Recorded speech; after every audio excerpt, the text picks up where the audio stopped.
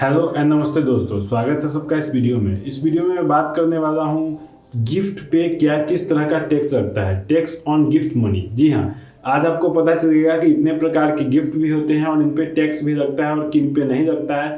पूरे वीडियो में मैं डिटेल के साथ लेकर आया हूँ। ये हमारे इनकम टैक्स सीरीज का ही हिस्सा है। ये वीडियो काफ़ी मैंने वीडियो इनकम टैक्स पे बना रखे हैं, तो आप उसको भी जरूर देख लीजिएगा। अब मैं आपको बताता हूँ कि गिफ्ट क्या होता है। अगर आपको कोई मॉनेटरी आइटम दिया जाता है, मूवेबल प्रॉपर्टी दिया जाता है या फिर ई मूवेबल प्रॉपर्टी दिया जाता है, ये सब गिफ्ट के अंदर में आता है। तो अब यहाँ पे एक कंडीशन आता है, when gift are not taxable. जी हाँ, एक ऐसा कंडीशन जिसमें गिफ्ट पे कोई टैक्स नहीं लगाया, पहले मैं वो बता देता हूँ, और दूसरा कंडीशन जिसमें टैक्स लगेगा मैं वो बता देता हूँ। तो यहाँ पे गिफ्ट रिसीव फ्रॉम रिलेटिव। जी हाँ, अगर आपका कोई रिलेटिव आपको पैसा देता है तो इसमें कोई लिमिट नहीं होती है, लेकिन 2 लाख से ज़्यादा अगर आपको कैश देता है तो आप इशू का सामना कर सकते हैं। आप रिलेटिव से ले सकते हैं अनलिमिटेड पैसा, लेकिन 2 लाख तक। इसके बाद आता है gift received from non relative. जी हाँ, जो आपके रिश्तेदार नहीं हैं, अगर आपको उनसे गिफ्ट देना हो तो आप बस 50,000 रुपये तक का ही गिफ्ट दे सकते हैं। उससे ज़्यादा अगर आप लेते हैं तो उस पर आपको टैक्स देना होता है। गिफ्ट रिसीव ऑन मैरिज, अगर आपके शादी ब्याह में, अगर आपका खुद का शादी हो या फिर भाई का शादी हो, उसमें अगर कोई गिफ्ट रिसीव होता है, बर्थडे पार्टी पे लागू नहीं होता है। अगर आपके शादी विवाह में अगर कोई गिफ्ट रिसीव होता है, उसमें भी कोई टैक्स देने का सिस्टम नहीं है। लेकिन अगर वो रिलेटिव के द्वारा हो तो 2 लाख, और अगर नॉन रिलेटिव के द्वारा हो तो वो आप 50,000 तक ले सकते हैं। इसके बाद कंपनसेशन ऑफ डेथ, यानी अगर मरने पे आपको जो उसका जो कंपनसेशन मिलता है, जैसे किसी हादसा में मौत हो गया तो 5 लाख 10 लाख इस तरह का ऐलान होता है, या फिर LIC की तरफ से कुछ कंपनसेशन, किसी भी कंपनी की तरफ से कोई कंपनसेशन दिया जाए, इन सबों पे टैक्स नहीं लगता है। या फिर गिफ्ट फ्रॉम एजुकेशनल इंस्टीट्यूट, अगर किसी पढ़ाई के यूनिवर्सिटी इस तरफ से अगर आपको कोई गिफ्ट दिया जाता है, उस पर किसी तरह का टैक्स नहीं लगता है, ये लोग नॉन टैक्सेबल होता है। या फिर कोई लोकल अथॉरिटी की तरफ से दिया जाए, यानी कि अगर कोई पुलिस वाला आपका सम्मान कर रहा है, कोई DM साहब आपको बुलाया और आपके अच्छे कामों के लिए सम्मान दे रहे हैं, तो वो लोकल अथॉरिटी है तो उनके द्वारा दिया जाता है, तो उस पर आपको कोई टैक्स नहीं देना होता है। ये सब नॉन टैक्सेबल है, बस इसमें थोड़ा हमारा लिमिट होता है, बस इससे ज़्यादा नहीं। दूसरा कंडीशन आता है कि कौन कौन से में टैक्स लगता है, कौन कौन से तरह के गिफ्ट में टैक्स लगता है। तो gift receive from non relative और friend total above 50,000 aggregate amount taxable, यानी अगर 50,000 से 1 रुपया भी, अगर 50,000 आप एक दे देते हो तो आपका 50,000 रुपया भी टैक्स के अंदर में आ जाएगा, उस पर आपको टैक्स देना पड़ेगा। लेकिन 50,000 तक कोई लिमिट नहीं है, आप अपने फ्रेंड से ले सकते हो टैक्स, फ्रेंड से ले सकते हो गिफ्ट, उससे उस पर टैक्स नहीं देना पड़ेगा। इसके बाद आता है कि आपके रिलेटिव कौन कौन होते हैं।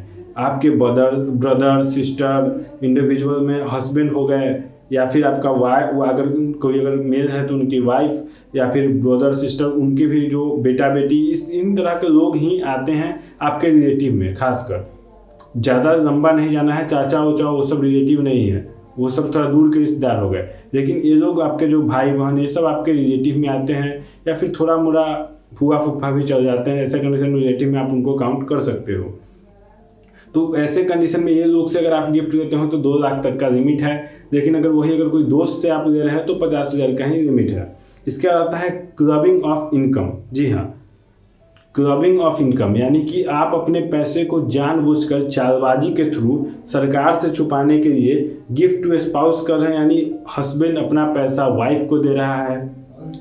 Gift from parent to minor child, यानी अपने बेटे, जो छोटा बेटा है उसके नाम पे 50 लाख 2 लाख 3 लाख 20 लाख ऐसे जमा करवा दिया, इससे बचने के लिए कि आपको किसी तरह का पैसा मेरा जो टैक्स नहीं लगे। इससे बचने के लिए अगर वो गिफ्ट कर देता है अपने छोटे बच्चे को या फिर अपनी वाइफ को, तो वो क्लबिंग ऑफ इनकम के अंदर आता है, यानी वो उस पर भी टैक्स लगेगा, और आप ये गलत कर रहे हैं उस पर कार्रवाई भी हो सकती है।